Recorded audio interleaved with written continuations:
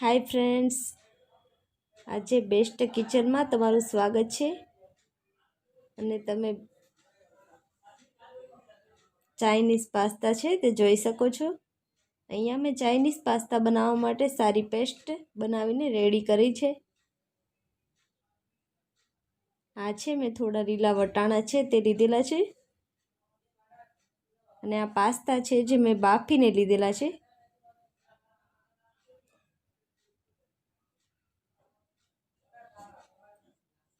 અને આ છે જે 2 મીડિયમ સાઇઝની ડુંગળી છે તે કાપીને લીધેલી છે.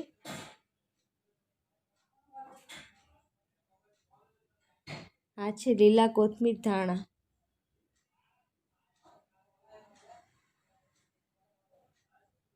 અને અહીંયા મેં થોડું ગાજર કાપીને લીધેલું છે.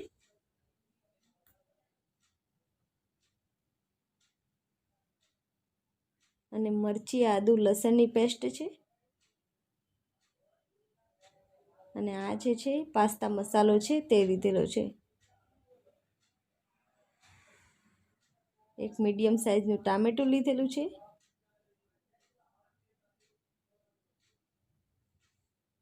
અને આ છે લીલા મરચાં.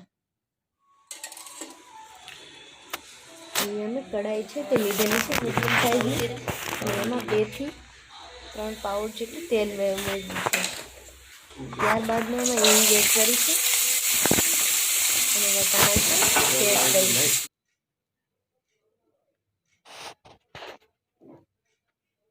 વટાણા નાખ્યા બાદ મેં આ લીલા મરચાં છે તે એડ કર્યા છે. થોડું ગાજર છે તે એડ કર્યું છે.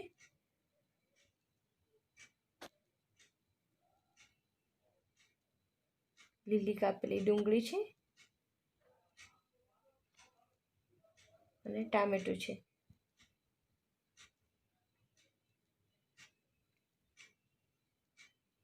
અને આદુ લસણની પેસ્ટ, મરચી.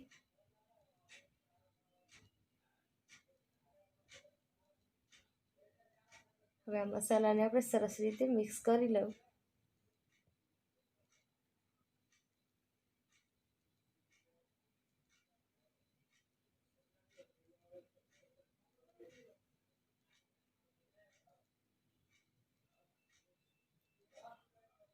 અને આમાં જે મેં પાસ્તા બાફેલા છે તેમાં પહેલાં થોડું મીઠું એડ કર્યું છે બાફવામાં, એટલે આમાં હું થોડુંક જ એડ કરું છું. અને ત્યારબાદ અડધી ચમચી જેટલું હળદર એડ કરી છે.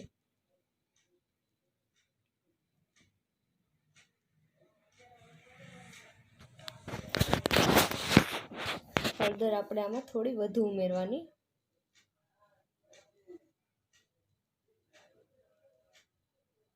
કે જો આપણો પાસ્તાનો કલર છે તે સરસ આવે.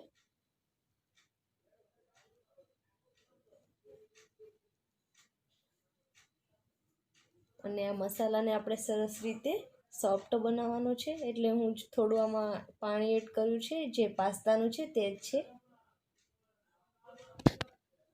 આમાં આપણે કોઈ પાણી અલગથી એડ કરતા નથી. અહીં તમે જોઈ શકો છો કે આ પાસ્તાનું પાણી છે તે 1 વાટકી જેટલું એડ કર્યું છે.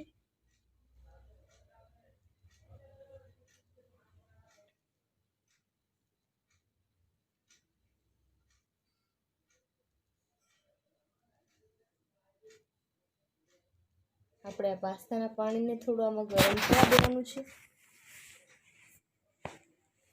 અને ત્યારબાદ આપણે જે બાફેલા પાસ્તા લીધેલા છે તે એડ કરીશું. પાસ્તા થોડા ચીપકે છે એના માટે જે આમાં નાખ્યા બાદ આપણે એને હલાવીશું તો સરસ છૂટા છૂટા પડી જશે.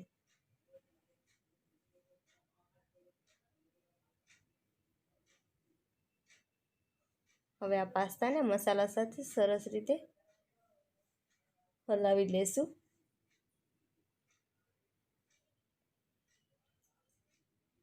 અહીંયા મને થોડી હળદર ઓછી લાગે છે એટલે મેં થોડી વધુ એડ કરી છે આમાં ઉપરથી, જેથી કે પાસ્તાનો કલર સરસ આવે.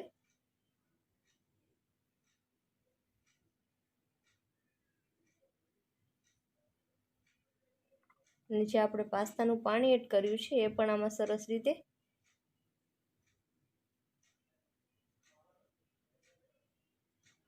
થઈ ગયું છે. આ પાસ્તા આપણા સરસ સોફ્ટ થઈ ગયા છે.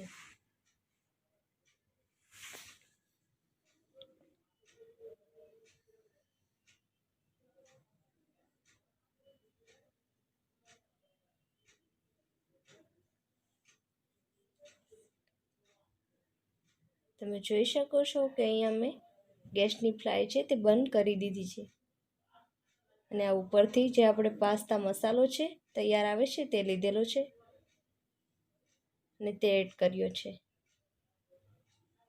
અને ઉપરથી થોડા લીલા ધાણા છે તે ઉમેરીશ અને હવે આ મસાલાને આપણે સરસ રીતે મિક્સ કરવાનું છે આમાં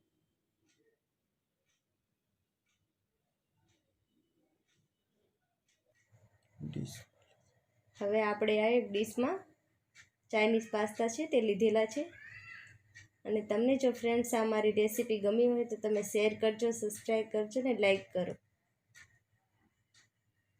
અને વિડીયો જોવાનું ચૂકશો નહીં મારો.